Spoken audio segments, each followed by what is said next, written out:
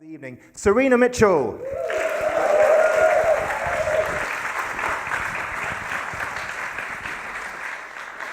Well, good evening, and it's great to be back.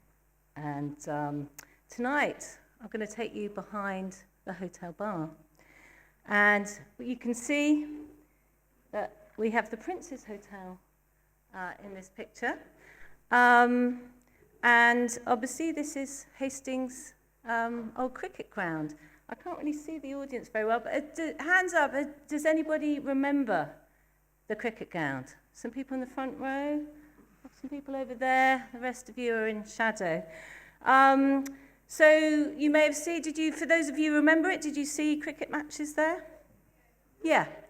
So there is a particular story about a hotel bar, not the Prince's Hotel, but a different one that overlooked the cricket ground.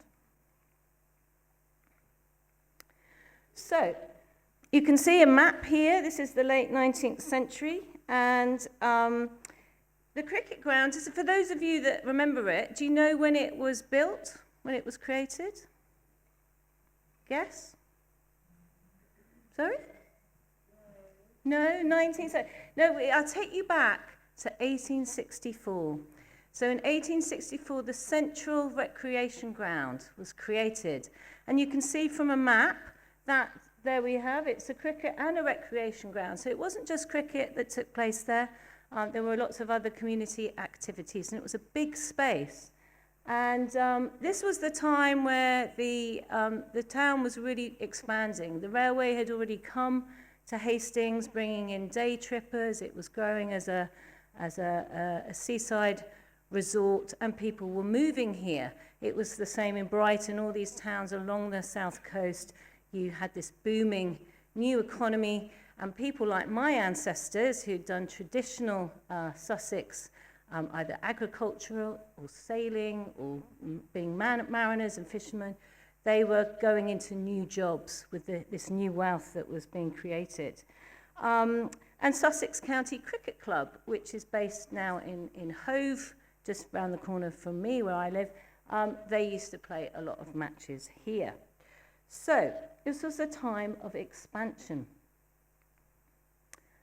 And I'm going to tell you about the Cricketers' Hotel. I'm going to take you behind the bar there. Does anybody remember the Cricketers? Oh, somebody over there. That's fantastic. Hopefully you've got some stories to share. So the Cricketers was just along the same terrace as the Prince's, and it's almost like they were built kind of together at the same time. And this was built round about 1864, so just as the cricket ground was opening, and it was right on the corner of Queen's Road and Waldegrave Street and Southern Terrace or South Terrace. And again, it was there to serve this growing community of people visiting. Perhaps they were coming to see the cricket matches, and they could stay over and also enjoy a drink. And it was serving a local population as well. Now, it was a brewery-owned, the bar was a brewery-owned pub and hotel, and it was owned by Chandler's Wiltshire Brewery to begin with, but nothing to do with Wiltshire. It was a brewery company based in London. And then it was sold to Watney's in 1911. So I'm sure for those of you old enough like me, will remember the name Watney's. Again, that seems to have disappeared. So I'm going to take you on a little journey. Now, this handsome couple, I mean, the pictures are a bit blurry, but that's the best I could do. So Walter Highlands was the son of a merchant captain based in Port Slade. And he became a merchant sea captain, and he married, and he was born in Port Slade, and he married Philadelphia Edmonds, and she was the daughter of a baker who'd become a policeman, then went back to being a baker in Brighton. And they were both married. They met, obviously fell in love, and were married at St. Nicholas's Church in Brighton, the old Mother Church of Brighton, in 1861. And how many children do you think they had? 12, absolutely. They're obviously here in the room with us because she had 12 children. And they are my great-great-grandparents. So they were my grandmother's grandparents. I never met them. But they then became, well, I kind of met them in spirit, but not physically, clearly. And anyway, Walter stopped being a seaman. Maybe it was, quite a tough life. They had all these children, kept coming. So he decided to become a publican. So they started running a pub in Portslade. And then so 1881, they were running this pub in Portslade. But by 1891, guess which pub they were running? The Cricketers. Yeah, so they'd moved from Portslade to Hastings. Now, Philadelphia, her mother was a Payne. And I think the Payne family have a lot of long roots in Hastings. And I've traced through Philadelphia all my Hastings ancestors, and actually through her and Walter, many ancestors in Sussex and Kent. So I feel really, really connected to the whole of the county.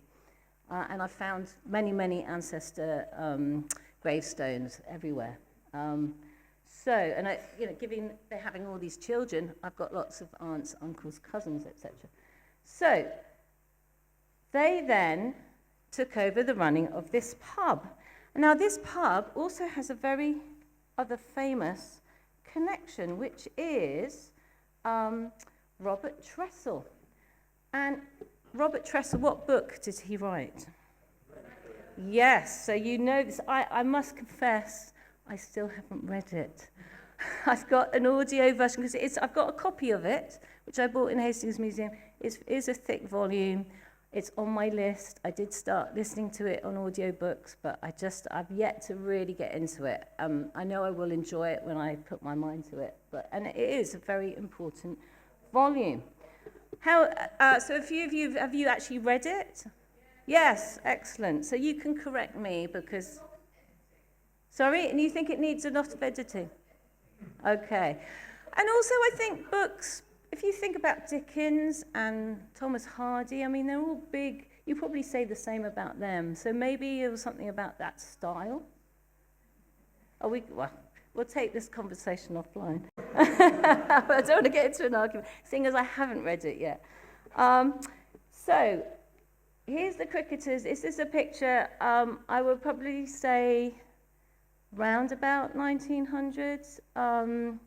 I haven't been able to date that, and I did take it off the internet, so I should probably date it. So you can get a feel for what it was like.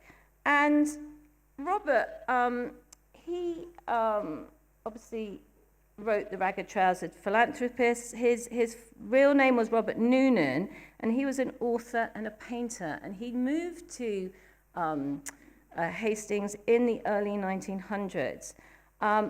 Now, we know that, if we go back to Walter, poor Walter died in 1895. So he in Philadelphia had taken over the license of the pub, of the hotel, probably in about 1885, 1886.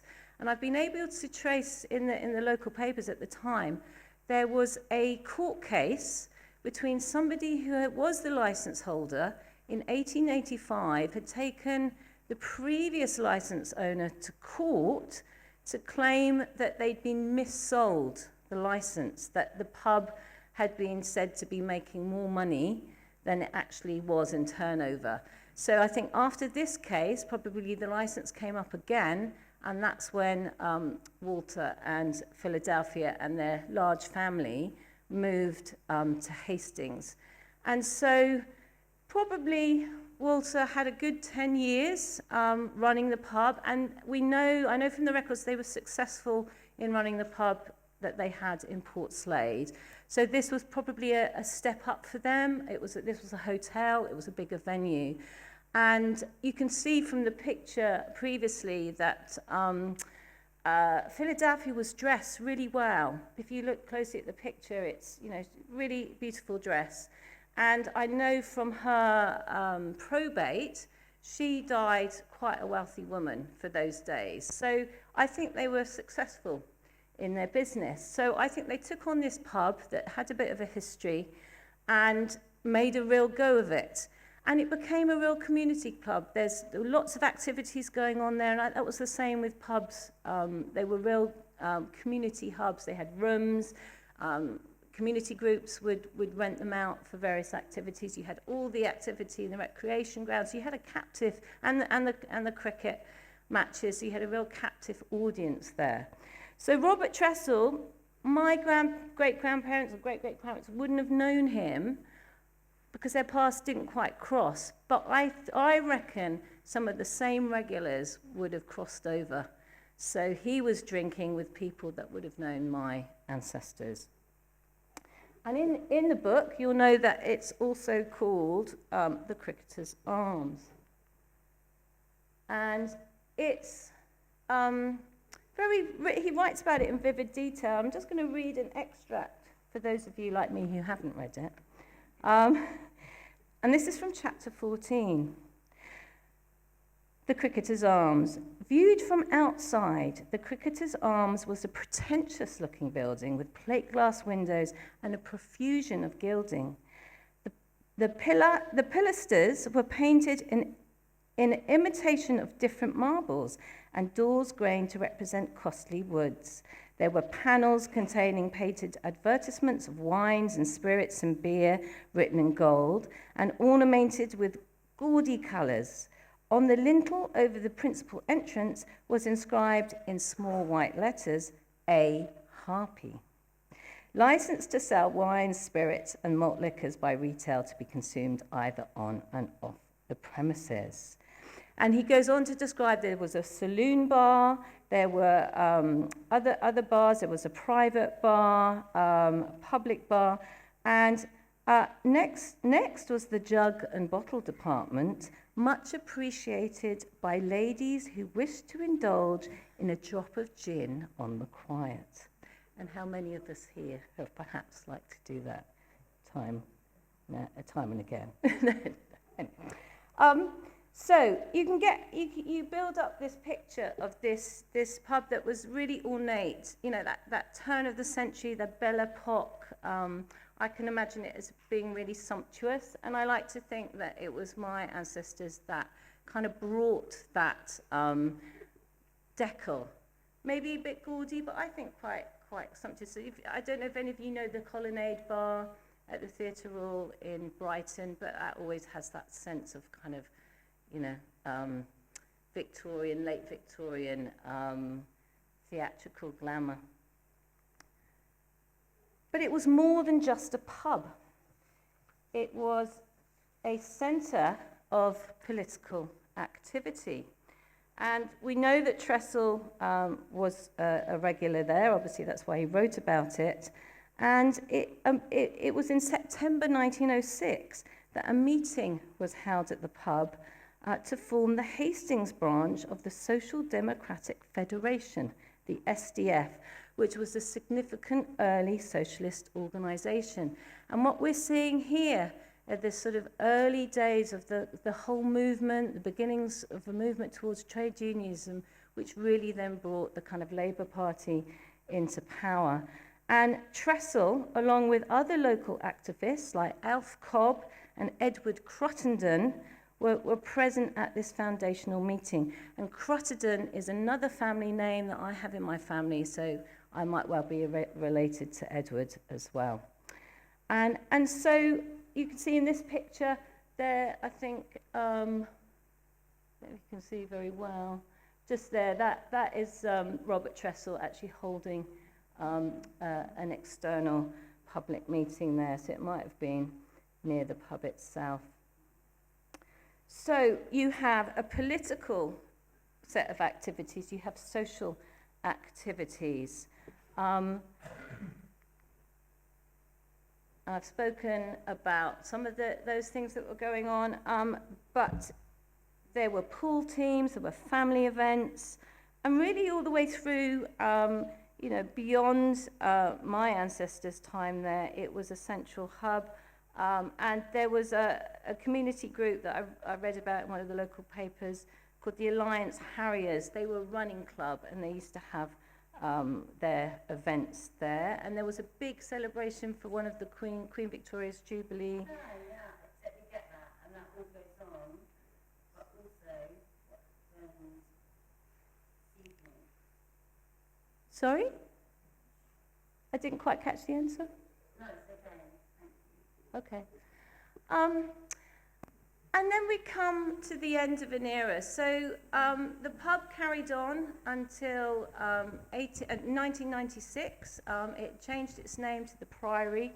But then eventually, I guess as the cricket ground had closed and shut down, and a shopping centre had been built there, the custom changed. And then it became eventually, when I got to sort of discover this story about my ancestors, by this time it was the Hastings Terraces Club, which, was anybody here a member? No, it was a gambling joint. It was a card playing. You could go and play poker and various other card-based entertainments. And I rocked up, I think this was in about 2010, and I was clutching this census record, and I really wanted to see inside the building. And there was a young woman called Autumn on the door, and she was very sweet. She said, well, I don't know if it's a members-only club. I don't know if I can let you in. Let me go and ask my boss. And she came back. She said, no, he's having his tea, and no, you can't come in. But I wasn't taking no for an answer. And in the end, he relented and let me in and just gave me a little tour. Obviously, there was me thinking I would see some of the old furnishings from my ancestors' time, but of course it had all been long since gutted. But I'm glad to at least have seen some of the inside and to think, what it might have been once like. And this is it. This is it now, or what it. Maybe 3 or 4 years ago when I last came and took a picture. So you can see how it's really, really changed from its sort of glory days. And I just want to finish to just honour my ancestors and their story and their role in running, I think, something that was a real local landmark. And so there's me, their descendant, and I think we would have got on if we met today. So thank you very much. Fantastic. Fantastic. If you